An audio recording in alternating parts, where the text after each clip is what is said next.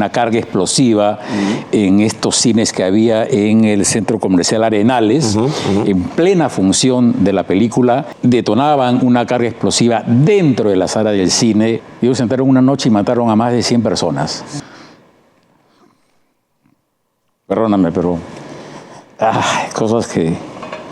Bueno, mataron a mucha gente, mataron a niños. Para ellos no hay derechos humanos, para ellos no hay indemnizaciones. Lo de los Shallánicas fue un holocausto, en realidad. Dedicarle este programa a todas las víctimas del terrorismo.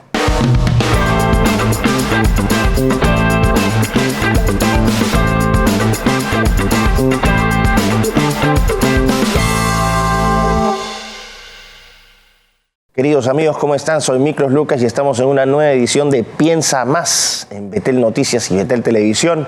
Muy contentos en esta ocasión de tener un gran invitado y un tema muy sensible, pero muy importante para todos los peruanos, la época del terrorismo.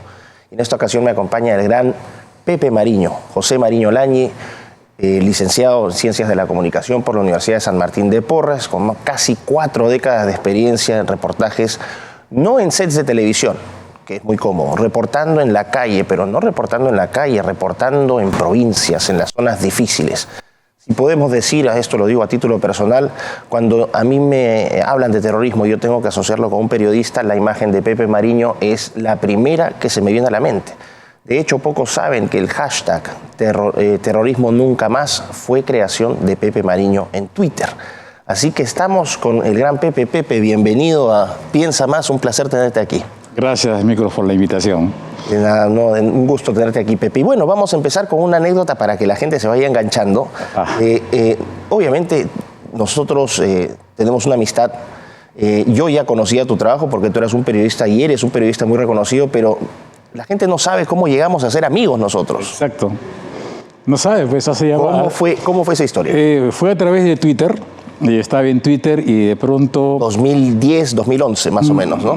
2010, sí, 2010. Yo la verdad que no entraba mucho a Twitter, no me gustaba mucho esa situación, hasta que poco a poco le fui agarrando el gusto por el tema de la información inmediata. Y un día leo un comentario de Sándor Lukács. Sándor es tu hermano. Ajá. Digo, Sándor Lukács. Y la fisonomía de tu hermano es muy parecida a un señor que yo conocí en Satipo. Yo vivía ahí, cerca de selva en Junín, en la selva central de Junín, que también se llamaba Sándor y también apellidaba Lukács. Y todos lo conocíamos en el pueblo como el viejo Lukács. Era un inmigrante húngaro, como lo fue mi abuelo, ¿no? Y digo, Sándor Lukács de Satipo no es un apellido común. El físico, que es diferente al tuyo, el de tu hermano es muy parecido a tu abuelo. Sí. Y le escribí, Sándor, yo soy Pepe Mariño, mi abuelo es húngaro también, yo conozco a un señor Sándor Lukács en Satipo, ¿eres pariente o no? Me dice que sí que eras abuelo, y así fue que me invita a tu casa, y ahí te conozco. Claro. Y ahí empezamos a ser amigos, empezamos a congeniar en diversos temas. Y somos amigos desde entonces. Así es, y de hecho tú conociste más a mi abuelo que yo. Porque, es verdad, porque sí. Mis abuelos vivían en Satipo y yo tenía que ir con mi padre cada cuatro veces al año, digamos, en esa época roja, época de sendero. Terrible, y llegar a Satipo te tomaba 20 horas. Eran 2 días de viaje porque había que parar en San Ramón. En San Ramón, y la después, Merced. Exactamente, la segunda parte, eran 120 kilómetros que hacías en 8 horas de San Ramón a Satipo porque la pista era terrible. Pero bueno, así llegamos a conocernos con el gran Pepe. Y se desarrolla esta amistad con una gran afinidad también, no solamente en términos familiares, sino también en términos de cómo vemos el mundo, compartimos muchas ideas fundacionales.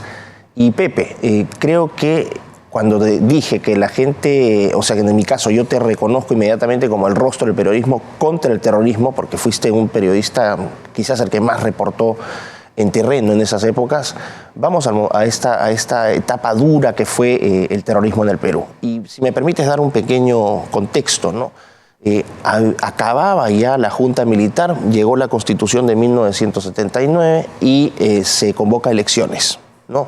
Después de 12 años, el Perú ingresa, ¿no?, nuevamente a una etapa democrática, y en mayo del año 80 se realizan elecciones donde sale elegido Fernando Belaúnde Terry. Entonces todo el mundo decía, que bueno, hemos dejado la junta militar, 12 años de dictadura militar, y entramos nuevamente a la democracia con Belaúnde. Pero ese mismo día de las elecciones ocurre el primer atentado terrorista. Y el terrorismo en el Perú va a llegar, ¿no?, y va a quedarse incluso ahora, incluso remanentes todavía en el Brain, pero durante los 80s y los 90s fue un periodo muy difícil para el país. Y a ti te tocó vivirlo muy de cerca. ¿Cuál es tu impresión, cuáles son tus primeras reflexiones sobre la infamia terrorista acá en el Perú? Yo empecé a practicar en América Televisión. Yo empecé a hacer periodismo en televisión en América Noticias el año 86. En junio del 86 estaba en el 5º ciclo de la carrera. Todo esto, si me permites brevemente, no es broma cuando Pepe dice que pagó sus estudios trabajando como ambulante. Esto es cierto. La gente dice que no, que está tratando de dramatizar. No, Pepe trabajó como ambulante. Por favor, cuenta eso brevemente y después enganchas. Claro, claro. A ver, yo... veníamos en familia los veranos, los veranos limeños, en vacaciones a casa de algún familiar en Lima, enero, febrero, y cuando estaba en cuarto de media conocí a un pariente lejano que estudiaba medicina en San Marcos, en la Facultad de San Fernando. Y conversé y me entusiasmó el tema de la medicina. Dije, quiero ser médico. Tenía 13, 14 años, no sabes bien qué es lo que quieres, pero me entusiasmó la idea. Así que terminé la secundaria y dije, bueno, voy a ser médico. Mis padres seguían viviendo en provincias, yo vine a vivir a la casa de una tía en La Perla, en el Callao.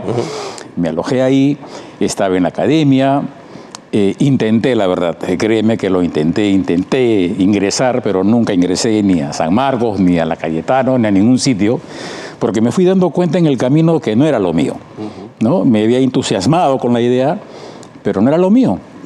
Entonces yo decido, después de año y medio, decirle a mis padres que no era lo mío, ¿no? Yo ya para entonces veía programas de televisión, los dominicales, y ahí me nace lo que se puede llamar, o lo que se le dice afición, o lo que se dice el hecho de querer tú ser lo que buscas en esta vida, ¿no?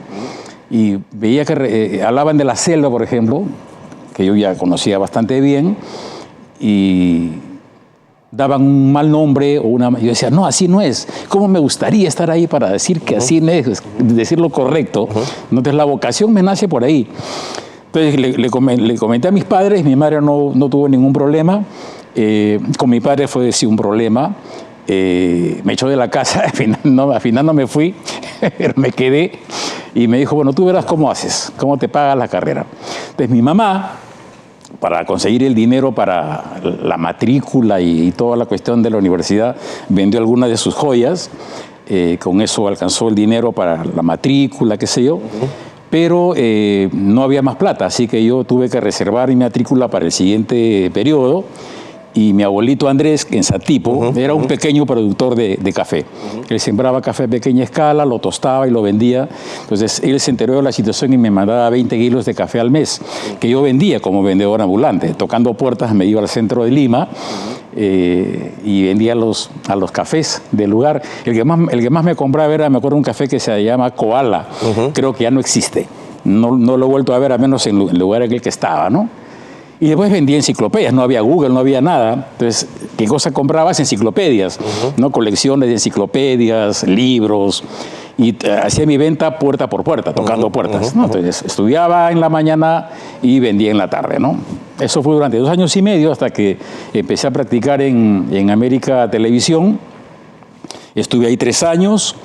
Luego 1 año en Canal 9, del 89 al 90, y del 90 para adelante hasta el 2012 en Panamericana, ¿no? Ese es, en resumen, el inicio de toda esta historia en la tele y en la prensa. Y volvemos entonces al tema del terrorismo, ¿no? El Perú empieza a ser golpeado muy fuertemente. De hecho, de departamentos en ese momento, ¿no? Que más golpeados, aparte de Ayacucho, estaba Junín. Junín era una zona roja. Sí. Y Satipo está en Junín, toda la parte, ¿no? Todo lo que era carretera central era un polvorín, Pichanaki, San Martín de Pangoa, Chanchamayo, todo. Mazamari, toda esa zona era un desastre. Ahora, ¿cómo visualizas este tema? ¿Cómo lo conceptualizas el tema del terrorismo? ¿Qué significó para ti el terrorismo? Y después vamos a empezar a desagregar experiencias. Significó un golpe muy duro, Miklos, porque yo era un muchachito cuando empecé a practicar, como te digo, en América Noticias. Y antes había escuela en la televisión.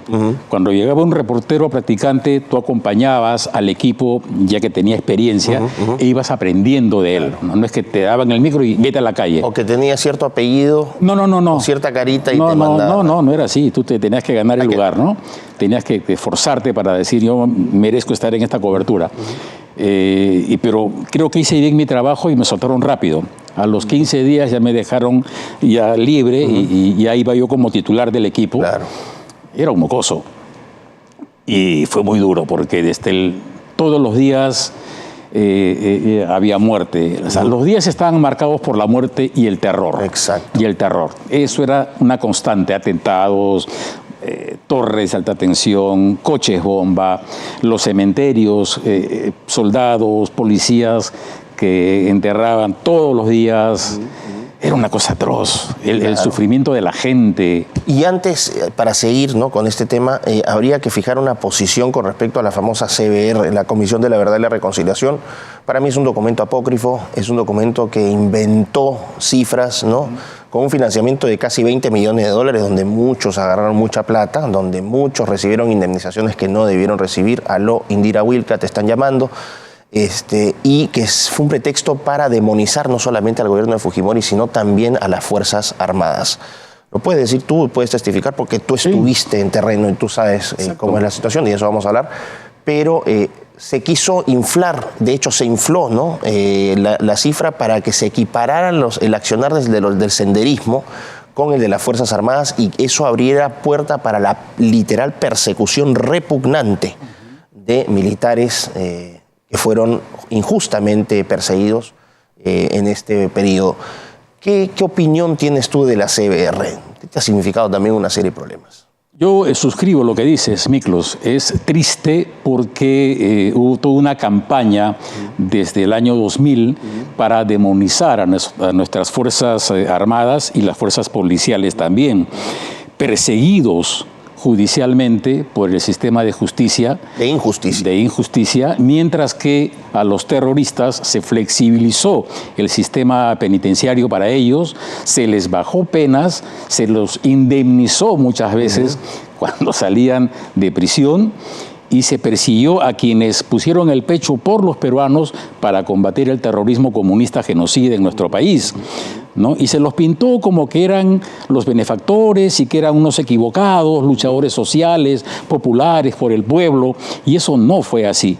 Y eso, las consecuencias las sufrimos hasta hoy, porque tanto se ridiculizó o se estigmatizó a nuestras fuerzas policiales, que ya vemos que policías que abaten a un delincuente en el uso reglamentario del armamento ilegítimo, lo envían a prisión 20 años y el delincuente sale libre. Era un esquema fantástico, ¿no? Porque... claro, además tú cobrabas muy buena plata, ¿no? Además se prostituyó el tema de los derechos humanos. ¿Para quiénes? Para las familiares de los terroristas. Pero ¿cuándo se han pronunciado, por ejemplo, por las víctimas reales, por las familias de aquellos esos deudos? Hay organizaciones, ¿no? Se lucra. ¿Tú puedes mencionar algunas organizaciones o alguna organización de víctimas del terrorismo? Hay una jovencita. Hay una, sí, Gisela Sánchez. Ella es hija de un policía que fue muerto en el Guayaga a pocos días que cumpliera años, cuando iba a cumplir 8 o 9 años, ¿no? Pero digamos, es una organización que busca reivindicar a las familias afectadas. ¿La organización cómo se llama? FENAVIT, me parece que sí, me parece que es FENAVIT.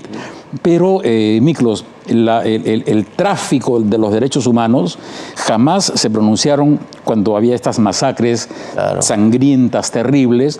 No, ahí no se pronunciaban, pero... Yo no he visto que hayan invitado a Gisela a los programas de televisión abierta, no he visto a los loquitos de IDL hacer causa para que los presenten sus casos en la Corte Interamericana de Derechos Humanos, a las víctimas del terrorismo y sus familias, a los terroristas y sus familiares. Aló, Indira Wilca, ¿no?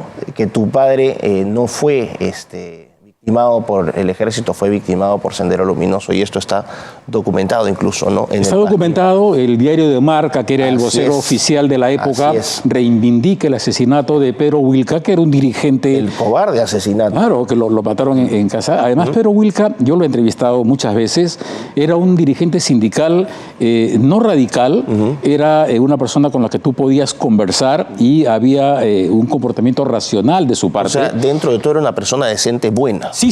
Por su posición. Exacto. No, además, él defendía los intereses de los trabajadores. Y nunca haciendo apología al no, jamás. Al contrario, se oponía precisamente a eso, ¿no? A que el sindicato de trabajadores fuera ideológicamente infestado con el senderismo.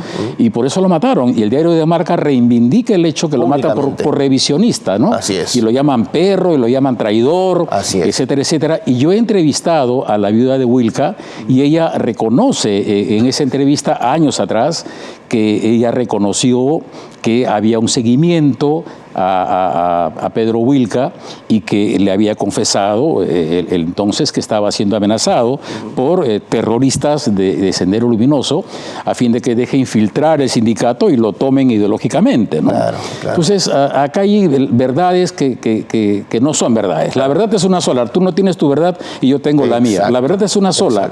Y no se puede ocultar la verdad ante tanta evidencia. Y así como dicen que en Argentina no fueron 30.000, en Perú no fueron 60.000. ¿Okay? Fueron menos, y la inmensa mayoría fue Sendero Luminoso. Habría que hacer una revisión ahí de la CBR en algún momento, ¿no? Ver cuánto cobraron también los operadores de esa comisión, cuánto recibieron de indemnizaciones también, porque ahí hubo una orgía de millones de dólares, y eso tiene que ser fiscalizado. No, pero bueno, vamos antes que me enoje, porque a mí estos temas, y yo creo que a ti también te pasa lo mismo, ¿no? Porque nos...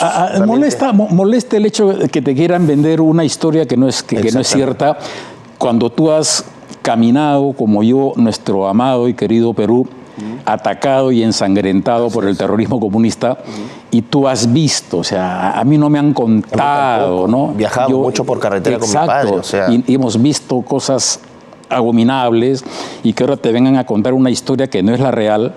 Eso enerva no porque sea netamente un tema ideológico, sino porque es faltar a la verdad.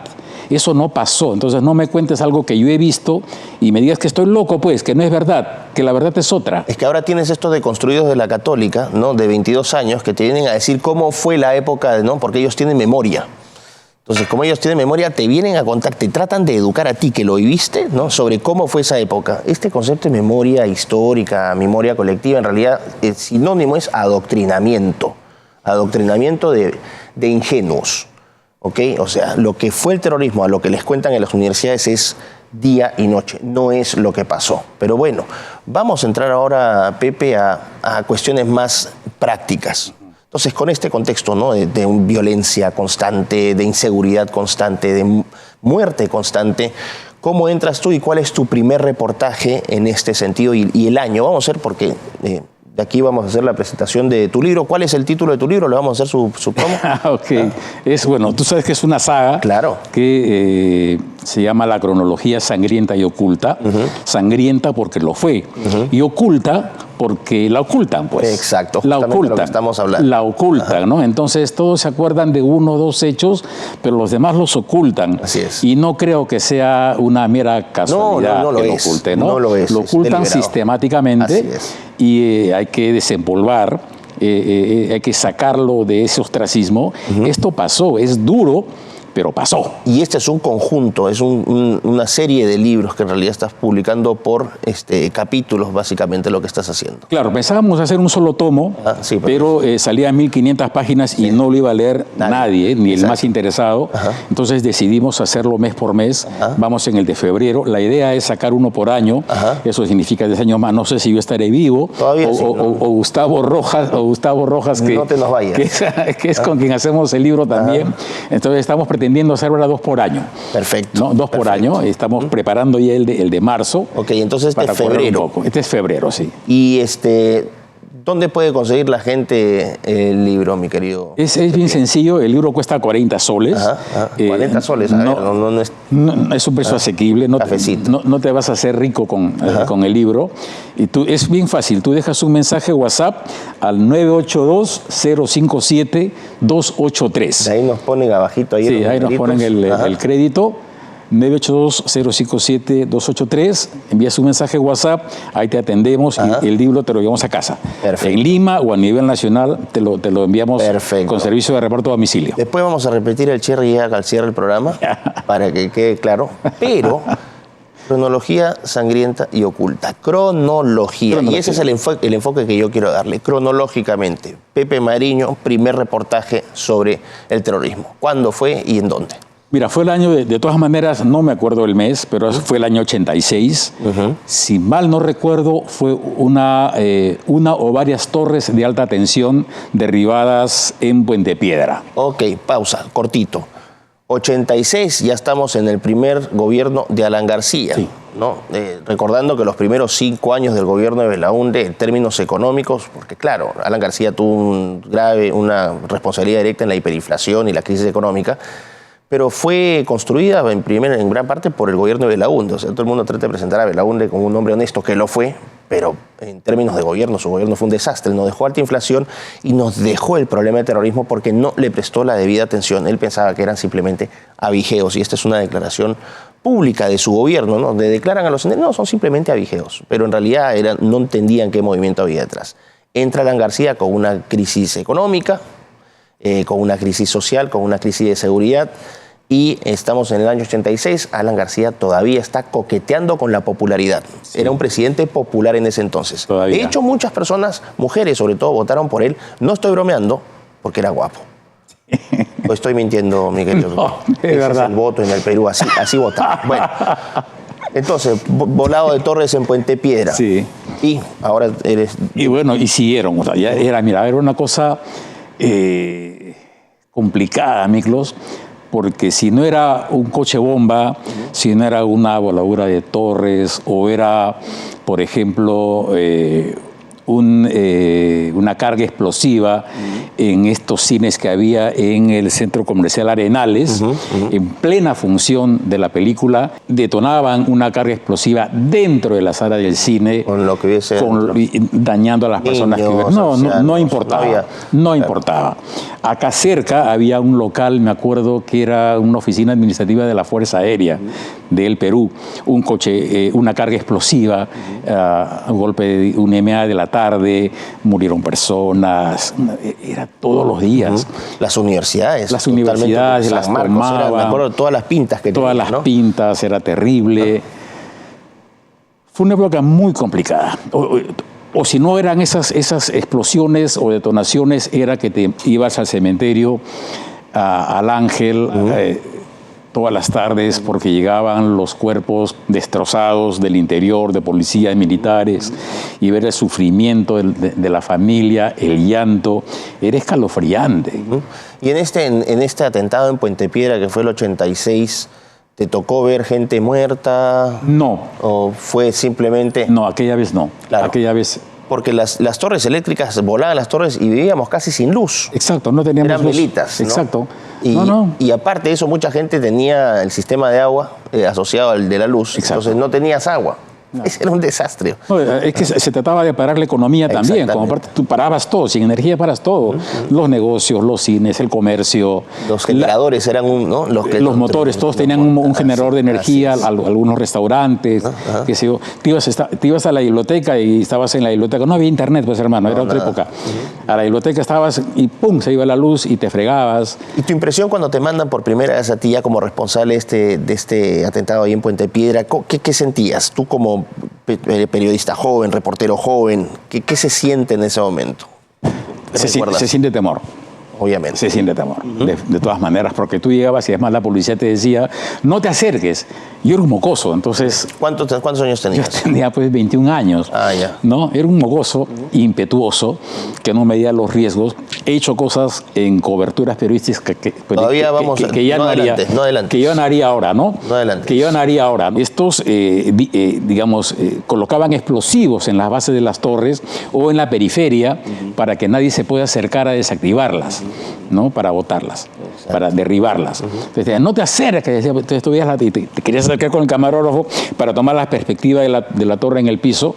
Entonces era esa simbiosis de sentimiento, ¿no? El querer tener la mejor imagen, el tener la mejor cobertura, pero el miedo a que algo pasara, ¿no? Que algún explosivo que quedó suelto lo accionaras, una mina, que era lo que hacían también estos delincuentes. Pero era el miedo, o sea, el miedo signaba, tú ya sabías que todos los días que ibas de comisión tenías que tocar alguna cobertura sobre hechos terroristas, tenías que tocar, de violencia terrorista tenías que cubrir. Claro. Era el denominador común. Y entonces pasa esta es tu primera prueba de fuego, vamos a decir, y de ahí vas a seguir reportando varias cosas. ¿Cuál es la segunda que recuerdas, cronológicamente hablando? No sé si tan cronológicamente, Miklos, pero una de las que me marcó mucho hubo una matanza sangrienta en Sol de Oro, que es un pequeño poblado que queda en Mazamari, en la selva central. Ok. ¿No? Y esto también en ese periodo, en los 80s ahora. Sí, eso fue... Y entrando a los 90s, creo que fue en 91, fue terrible, entraron una noche...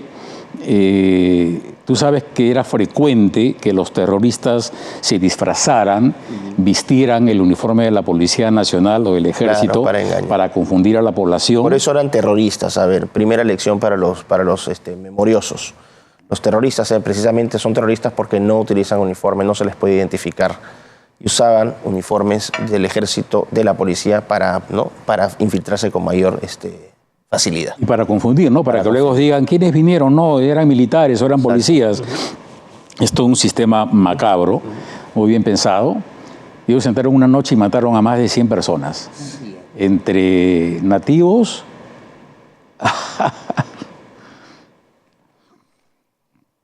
Perdóname, pero...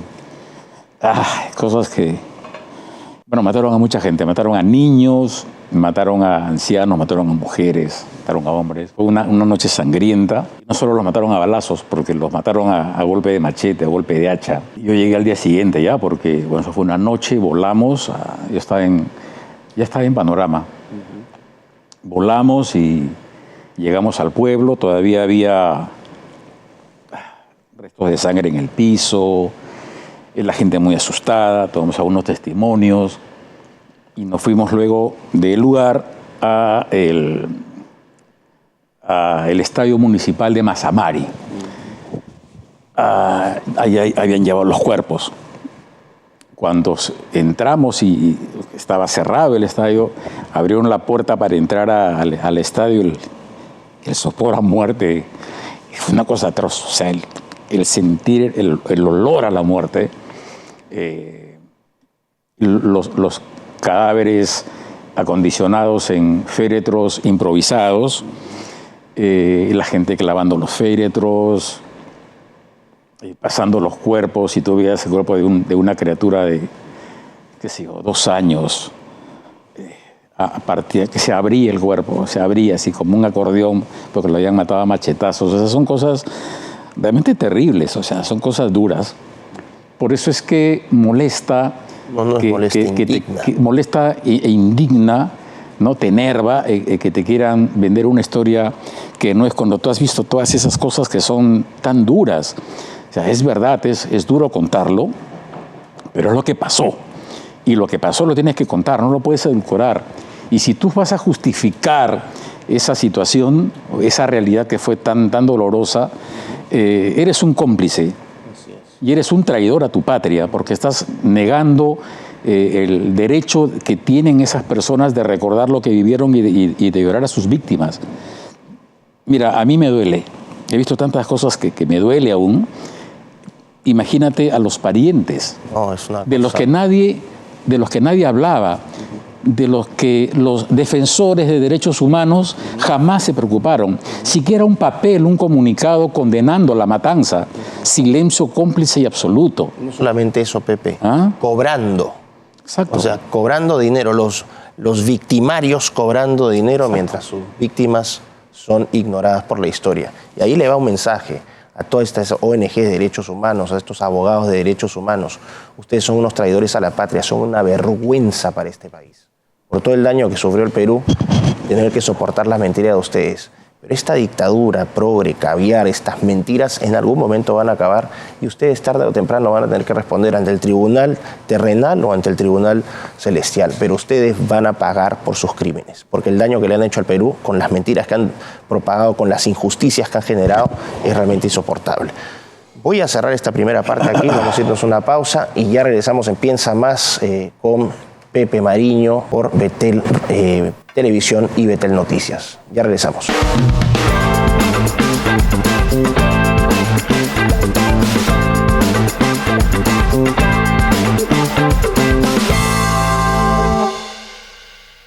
Y ya estamos de regreso acá en Piensa Más con Pepe Mariño. Y a todo esto, Pepe, si me permites, dedicarle este programa a todas las víctimas del terrorismo real. Creo que sería un pequeño, pero no apropiado homenaje a esta gente que ha sido olvidada por la prensa corrupta, por las ONG de derechos humanos corruptas, por los abogados corruptos, ¿no? Por toda esta gente que ha lucrado con el negocio de los derechos humanos. A ellos les dedicamos este programa. Y estábamos entonces en esta experiencia tan terrible donde contabas, ¿no?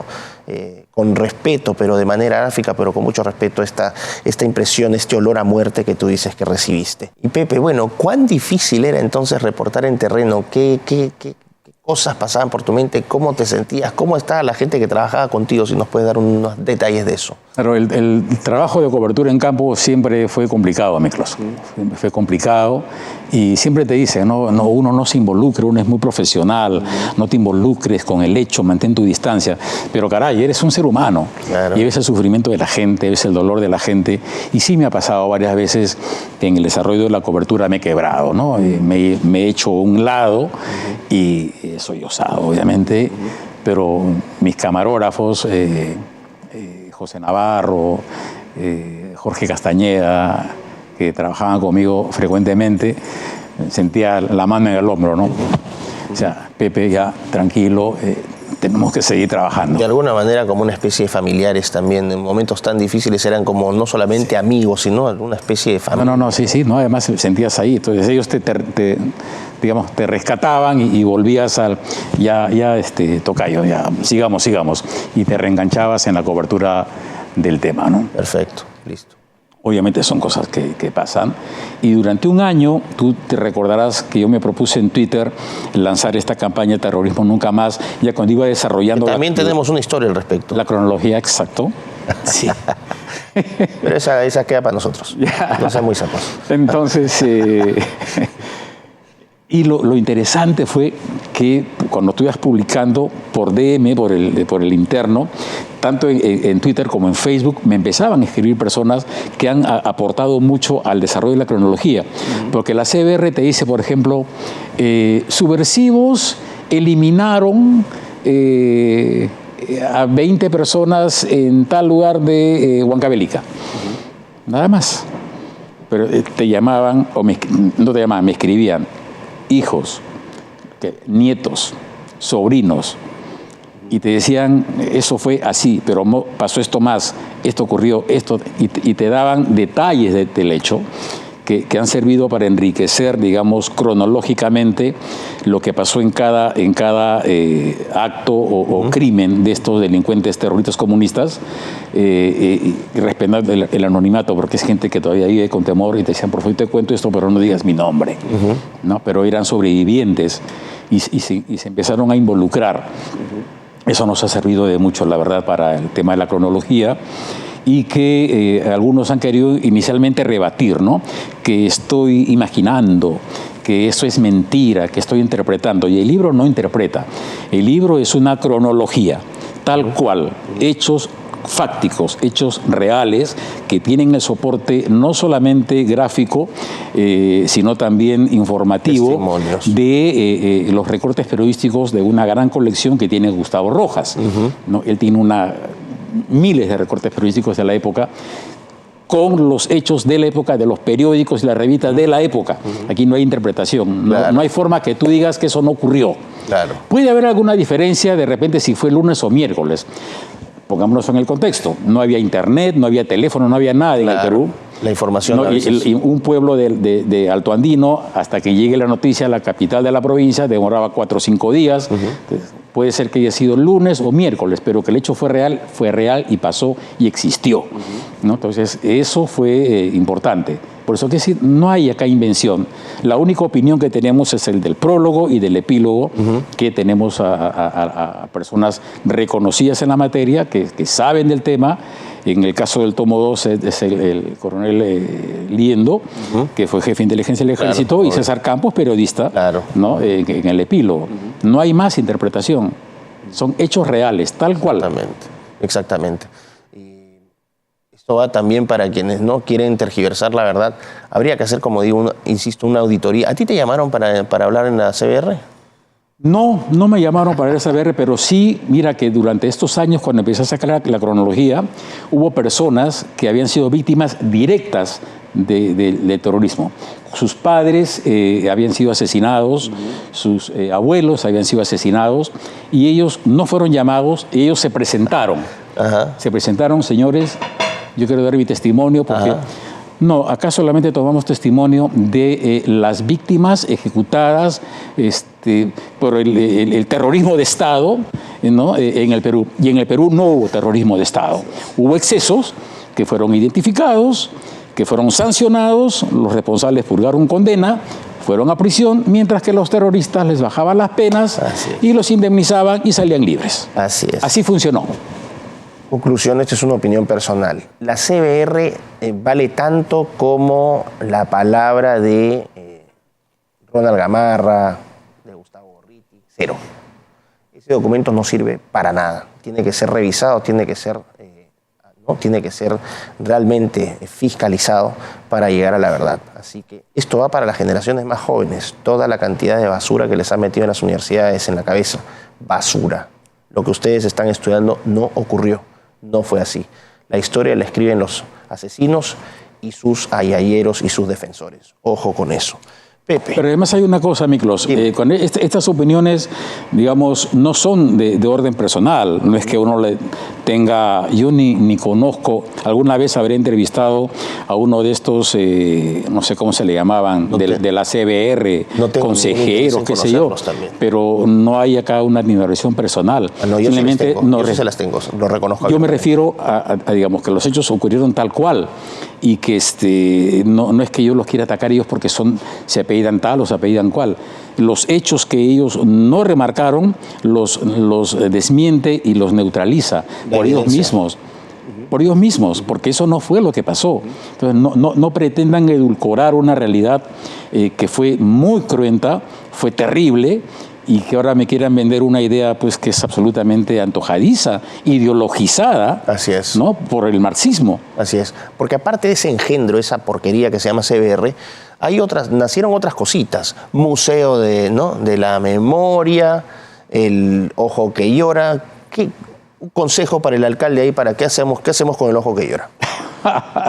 Bueno, yo cuando estuve en Panamericana y eso eres testigo, una saga que se llamó Terrorismo Nunca Más, precisamente, donde sacamos reportajes de los hechos reales en 18 capítulos, y uno de los capítulos fue precisamente con Marlene Zárate, que fue es hija de la primera dirigente popular asesinada en el Callao, la mataron los de Sendero Luminoso, y Gisela Sánchez, cuyo padre, ya te dije, fue asesinado en el Guayaga, hija de policía. Y las junté como un testimonio de vida, de que a pesar de todo el terror hemos sobrevivido y como peruanos nos hemos levantado, nos hemos insuflado ánimo y hemos sido capaces de pasar esa tormenta. Y ellas me pidieron que las llevara al Ojo que Llora, porque querían dar su testimonio ahí. Y ellas, como víctimas directas del terrorismo, coincidían en que era una afrenta a la memoria de las reales víctimas del terrorismo en nuestro país, de personas que fueron asesinadas cruelmente por el terrorismo comunista genocida, y que era imposible que se rindiera homenaje digamos, bajo el pretexto de reconciliación, ¿no? A los victimarios y a las víctimas. Es incompatible. Una reconciliación que indemniza a los salvajes. Exacto. Y que ignora a las víctimas. Y que castiga a quienes combatieron a los criminales. Que celebra mediáticamente a los victimarios, a sus ayayeros, a sus defensores, que ojo, por cada caso que haya nacido, o sea, ahí se ganan miles de dólares en temas de asesoría legal. No es amor al chancho, es a los chicharrones. Ahí cuando venga el Retaco Rivera, al Carlos Rivera, así hoy, que esto, que el otro. Esa gente ha cobrado un montón de plata con estos casos. O sea, no crean que esto es amor al chancho, sino a los chicharrones. Por eso es que la gente dice, pero ¿por qué tanto, vamos a utilizar una palabra que me dicen, ¿por qué tanto odio hacia esa gente? ¿Por qué tanta animadversión hacia esa gente? Porque son perversos. Es gente mala, es gente moralmente corrupta. Han lucrado con el dolor ajeno, han lucrado con la mentira. ¿Cómo uno no puede indignarse viendo a estos miserables caminando libres por la calle, a sus defensores, mientras que las verdaderas víctimas son ignoradas, y que continúen con estas campañas de mentiras en otros ámbitos de la política? Lo digo sinceramente, la caviarada en el Perú es el peor cáncer que hemos tenido desde la guerra con Chile, desde el terrorismo, y ahora la caviarada. Son lo peor.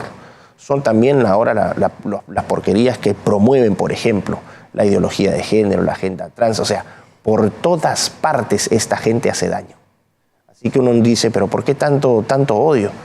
Porque es gente que le hace enorme daño, no solamente a nuestra historia, a nuestros hijos, a nuestras familias. Es gente realmente que debe ser puesta, ¿no? Tiene que ser fiscalizada y tiene que responder tarde o temprano por todo el daño que han hecho, ¿no? Por ejemplo, no hay ninguna organización defensora de derechos humanos, sería hermoso, que se preocupe por aquellos policías y militares que han quedado mutilados, exacto, ciegos, sordos, con problemas psiquiátricos, huérfanos, inválidos, ¿no? Y que nadie los atiende, ¿no? Y que sobreviven de la mejor manera que puedan, de la caridad o de la familia, sin atención médica, y que son nuestros héroes, son los héroes vivos que han quedado afectados de por vida.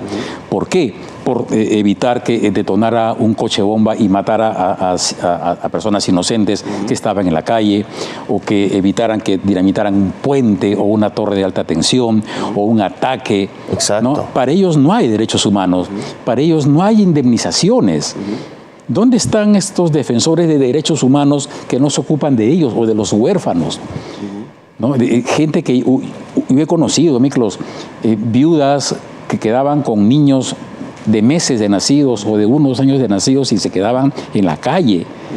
¿Cuándo los han soportado? ¿Cuándo les han brindado soporte, atención? Estos defensores de derechos humanos. Sí. Nunca. Estos derechohumanistas que son también los responsables con estas leyes espurias, ¿no? De desarmar o limitar la acción de nuestras Fuerzas Armadas y nuestra policía, no solamente contra los terroristas, sino también con la delincuencia actual que estamos recibiendo. Ahora ningún policía quiere desenfundar su arma en uso legítimo de la misma. ¿Por qué? Porque le van a caer los organismos de derechos humanos, ¿no? Que van a meter preso a este policía o a este soldado y van a liberar, ¿no? E indemnizar después a los terroristas. Esta gente es la responsable también de la crisis de inseguridad que en estos momentos estamos sufriendo. Son responsables directos cuando vienen a pontificar y decir no, que respetemos los derechos humanos. Cuando le dijeron a Susel Paredes, ¿no? ¿Por qué no declarar terrorismo urbano? No, que el terrorismo es otra cosa.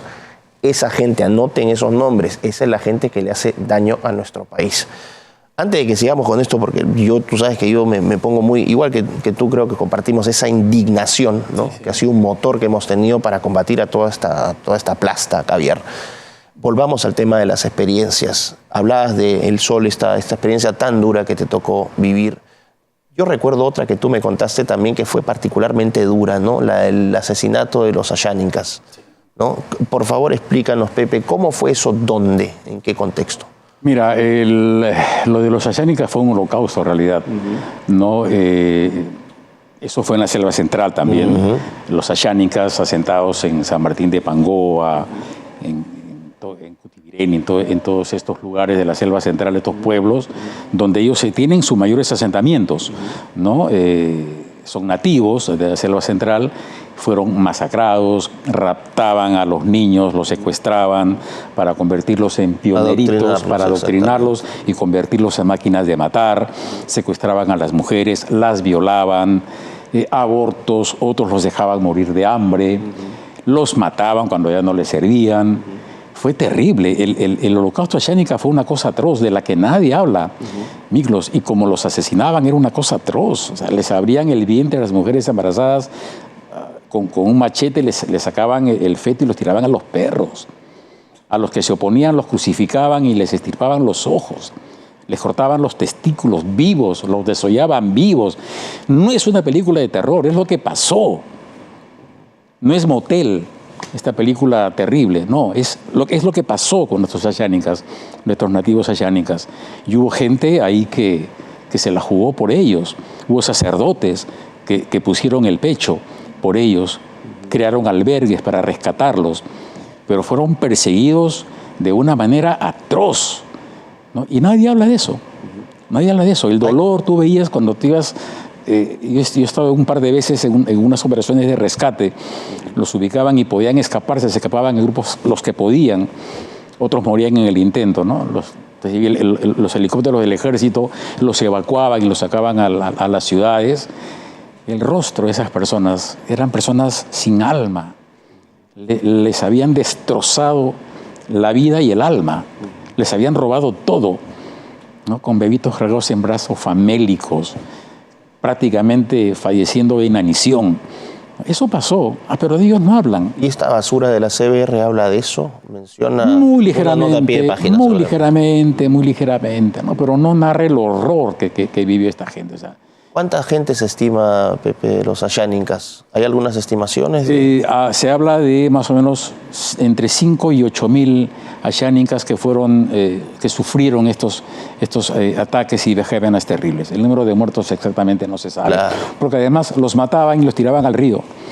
Y el río se los llevaba y nadie podía contabilizarlos. Y hay personas desaparecidas también que fueron secuestradas por los terroristas comunistas, Cuando hablan de casos de desapariciones forzadas, no cuentan las desapariciones forzadas de civiles, ¿no? De personas, autoridades, pobladores, niños que fueron extraídos de su hogar para ideologizarlos y convertirlos en pioneritos, ¿no? Y que hasta el día de hoy están con el estatus de desaparecidos.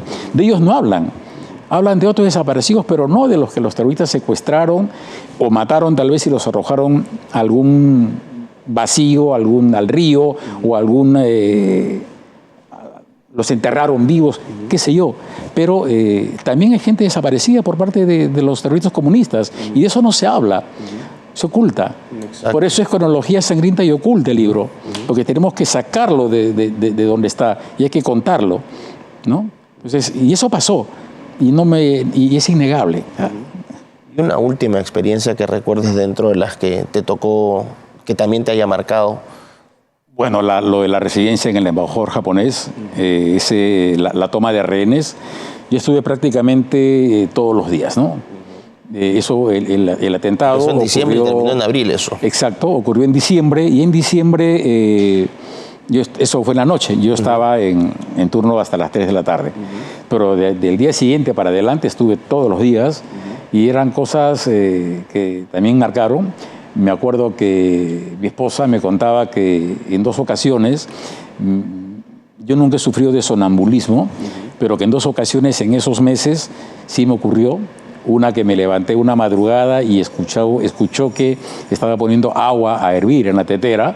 Y dije, ¿qué pasa? No, tengo que tomar mi desayuno ya porque me tengo que ir a la residencia, ¿no? Y en otra ocasión, y yo no me acuerdo, me contó Leslie, y la otra ocasión es que me estaba ya cambiando, ¿no? A ver qué terno me ponía para irme a trabajar porque igual en la madrugada, ¿no?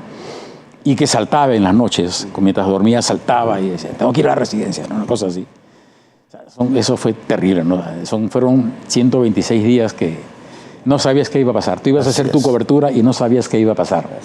Pero sí fue muy emocionante cuando se supo el resultado de la operación exitosa, y porque todo el mundo, cuando empezaron las explosiones, todo el mundo pensó acá todos están muertos, porque además la residencia estaba cercada, estaba con cargas de dinamita, con minas, para que todos muriesen. Ya había un protocolo de los terroristas también, apenas hubiese algún problema, ya sabían a quiénes tenían que matar primero. Primero era Tudela. Francisco Tudela. Así es, claro. Sí, eso fue lo más terrible, ¿no? Fue toda una convulsión, el país estaba de rehén. Exacto, y hubo un trabajo, un manejo de Cancillería también con Ministerio de Relaciones Exteriores. El gobierno de Fujimori fue a hablar a Canadá, se reunió en Cuba con el primer ministro de Japón. El gobierno japonés advirtió a Fujimori que si había un solo muerto japonés, la cooperación se acababa y le cerraban el caño a Perú. O sea, fue una época muy difícil donde hay que darle crédito a nuestros grandes comandos, a los rehenes que también operaron dentro, ¿no?, de los planes que tenían que operar, y un agradecimiento también a todos los que estuvieron alrededor de eso y al presidente Alberto Fujimori. La historia reivindica a Fujimori por esto, porque él finalmente fue el que tomó la decisión. Sobre él pesaba la decisión, así que desde mi perspectiva, eso es una opinión personal, gracias Chino, por lo que hiciste, te agradecemos lo de la embajada. Y eso no te convierte en fujimorista. Porque también lo he sido, o sea, no tengo ningún problema. El ser un peruano grato y que reconocer que lo hizo tal o cual presidente porque tuvo la decisión política de serlo no te convierte en tal. Así es, reconocer lo que pasó. No estigmatices. Efectivamente. ¿No? Esa es una forma de querer descalificarte porque eres anti tal.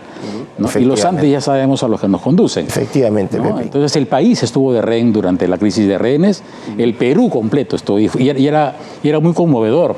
Venían delegaciones de provincias, por ejemplo, a cantarles a los rehenes o a hacer algunas oraciones, ¿no? Y les gritaban mensajes de la importante aliento. Mediación del cardenal Cipriani. Importantísima. Que fue fundamental para sacar adelante este tema también, así que también un agradecimiento especial al cardenal Cipriani. Gianpietri. Al vicealmirante Gianpietri, muy valiente también, es decir, hubo personas que justamente son satanizadas, no estigmatizadas por esta plasta caviar, ¿no?, con esta manga de mentiras que han traído.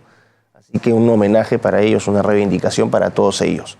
Pepe, periodo muy duro, periodo que marcó un antes y un después en la historia del país. A ti como periodista y en estas reflexiones finales, ¿qué te queda, qué te deja, qué lecciones te deja en lo personal esta experiencia de reportar en la época del terrorismo? El hecho que tú tienes que ser fiel a la verdad siempre, Miklos. Aunque eso tenga un costo. Pero por supuesto. Que ha tenido por costos. Supuesto. Que hay que ser valientes, ¿no? Defender sus convicciones. Aprenda acá de este hombre. Sigue teniendo costo para mí, pero me las trago solo. ¿Ya? Pero yo estoy complacido conmigo mismo, yo soy muy exigente conmigo mismo. Pero a mis 60 años me siento un hombre realizado. ¿No? Estuve casado, tengo 2 buenos hijos, maravillosos hijos. Conozco el fracaso, conozco el éxito y soy un hombre que vive en paz. No lo he robado. ¿Por qué vives en paz? Porque nunca le he robado nada a nadie, nunca le he hecho daño a nadie. Hago lo que creo que es correcto, no molesto a nadie, no dejo que me molesten tampoco, y eso ha tenido un costo que lo sigo pagando de alguna manera, pero duermo tranquilo, duermo en paz y fiel a la verdad. Creo que la verdad es la mejor herramienta que tienes para defenderte en esta vida. Tu nombre, tu dignidad. Es tu dignidad. Es decir, y en el camino te han ofrecido cosas para que tú cambies la verdad, para que tú edulcores la verdad. Te han ofrecido prebendas, te han ofrecido dinero, te han ofrecido poder, te han ofrecido bienes. Así es. Pero cuando no es, punto. Y no es que nadie se va a enterar, ¿no? Hay unos que me decían, pero no seas, ¿ya? Tú te vas a enterar. No seas, pero todos lo hacen. Así es. Está bien que lo hagan, pero yo no me parece que esté bien, ¿no? Y eso te da tranquilidad, eso te hace vivir en paz, así que... Me alegro mucho, Pepe. Yo puedo dar fe de lo que dice Pepe Mariño. No saben la tranquilidad que uno siente de vivir en paz, porque uno siempre defiende la verdad. Lo que le deja uno a sus hijos es su buen nombre, ¿no? Todo lo demás sobra, pero el buen nombre que uno le deja a sus hijos y una conciencia tranquila. Por eso es que los caviares no viven tranquilos, porque saben la clase de gente que son. Pepe, Último, Pulicherry, ¿dónde conseguimos, a qué número hay que llamar para comprar tu libro? Es bien fácil. Dejas un mensaje WhatsApp, por favor dejen un mensaje WhatsApp al 982-057-283. Nos dejan un mensaje WhatsApp, ahí los atendemos con todo gusto. El libro cuesta 40 soles, se paga por Yape o por Plin. Y tenemos un servicio de reparto a domicilio, así que se los dejamos en casa, en Lima o en provincias también. Pepe, ha sido un placer, muchísimas gracias, un honor tenerte aquí, un gran programa que espero que ayude a la gente, sobre todo a los más jóvenes, ¿no?, a discernir entre la mentira y la verdad. Las personas que están hablando aquí en este programa nunca han tenido ningún interés económico, por decir lo que piensan. Nunca, nunca. Que a nosotros no nos ha caído plata de la cooperación internacional, no esperamos nada. Nosotros defendemos lo que recordamos, así que ¿no? Este programa dedicado a las víctimas reales del terrorismo, repudio eterno a los traidores del Perú que se han enriquecido con este drama. Y Pepe, un placer y un honor, y nos vemos en la próxima edición de Piensa Más, en Betel Televisión y Betel Noticias. Gracias. Yo solamente déjame anotar algo. Honor y gloria y gratitud eterna a militares, policías, autoridades, ronderos que batallaron con terrorismo comunista en su momento más duros. Madres de las comedoras populares. Exacto. Dirigentes populares. A todos ustedes. A todos ellos, sí. A ustedes va este programa. Muchísimas gracias.